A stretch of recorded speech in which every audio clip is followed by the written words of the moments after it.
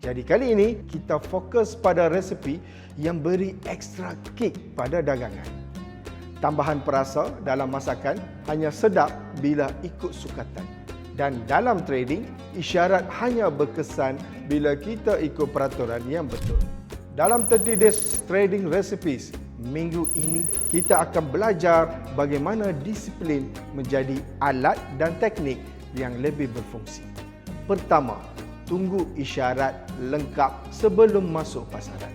Kedua, elakkan entry berdasarkan rasa takut dan tamak. Ketiga, patuh kepada pelan yang telah ditetapkan. Dan akhir sekali, hadkan bilangan trade supaya fokus anda kekal. Disiplin adalah perasa utama yang buat strategi jadi konsisten. Sertai saya dalam sesi Live Education XM untuk belajar bina disiplin yang sebenar dalam dunia trading. Selamat berpuasa.